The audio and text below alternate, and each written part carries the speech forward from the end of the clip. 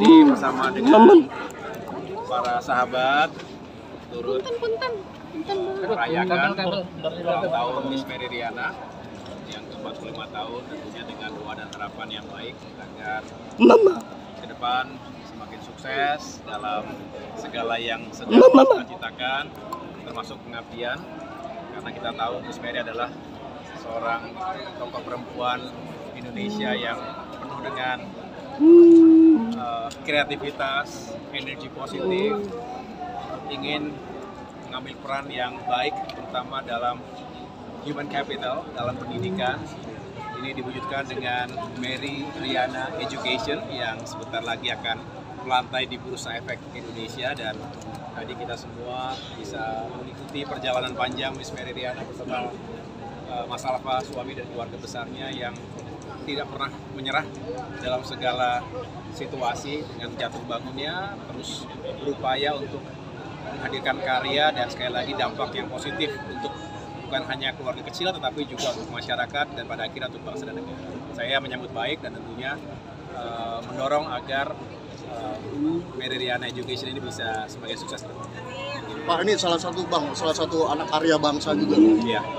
Saya melihat bahwa Indonesia ke depan memiliki prospek, memiliki peluang yang sangat baik menjadi negara maju, menjadi negara yang semakin mampu dan sejahtera. Tentunya ini adalah yang juga menjadi visi misi dari Bapak Presiden Prabowo Subianto yang saat ini jajaran kabinet, pemerintahan semua berusaha untuk bisa menjalankan peran masing-masing.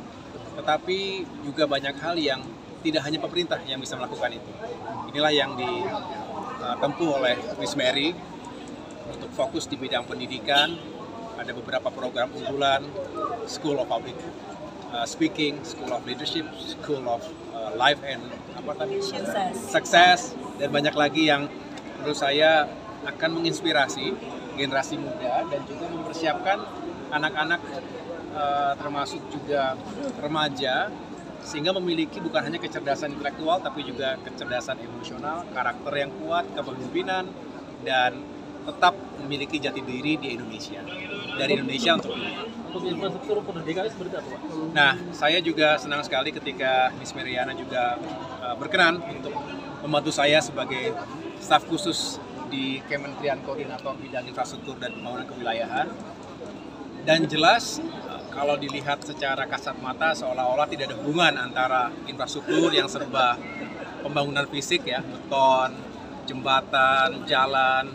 Tapi sesungguhnya di balik itu semua infrastruktur itu memang diarahkan untuk peningkatan kualitas hidup manusia, termasuk peningkatan pendidikan dan pelayanan kesehatan. Oleh karena itu infrastruktur di bidang pendidikan, sekolah-sekolah dari mulai sekolah dasar, sekolah menengah, sekolah tinggi, dan tentunya kita berharap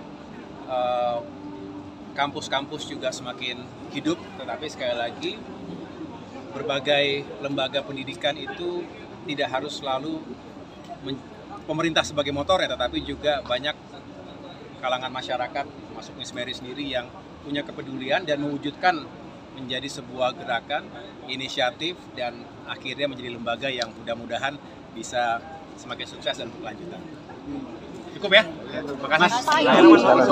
Putusan MK yang memisahkan pelaksanaan pemilu nasional dan lokal 2009 mendatang, tanggapan dari Demokrat? Ya, kita masih terus mengkaji. Ini baru beberapa hari ya. Saya rasa kita semua perlu mempelajari lebih lanjut apa saja yang menjadi dampak dari sebuah perubahan sistem. Setiap perubahan sistem pasti ada dampak atau konsekuensi yang harus kita ketahui bersama, kita antisipasi. Yang jelas ini berlaku untuk semua partai politik, termasuk Partai Demokrat tentunya. Yang jelas bagi saya, kita harus terus mengawal agar demokrasi itu tetap sehat dan berkualitas. Pemilu itu adalah sebuah indikasi, tetapi bukan hanya kuantitas atau seberapa baik kita bisa menyelenggarakan pemilu, tapi bagaimana dampak atau hasil dari pemilu itu bagi kehidupan demokrasi dan pembangunan ke depan. Jadi ketika ada keputusan baru terkait dengan sistem pemilu yang dipisahkan antara pemilu di tingkat nasional dengan pemilu di daerah, saya rasa ada plus minus dalam arti yang perlu kita analisa bersama. Saya belum akan memberikan komentar lebih lanjut, saya akan pelajari terlebih dahulu. Makasih. Ayo kasih Ya. Makasih Mas Aing. Terima kasih. Mbak Anissa. Manisa nyumbangin lagu nggak Manisa hari ini? Nyumbangin lagu dah. Aku nggak nyanyi, aku masih jet lag. Maaf. Iya. Kasih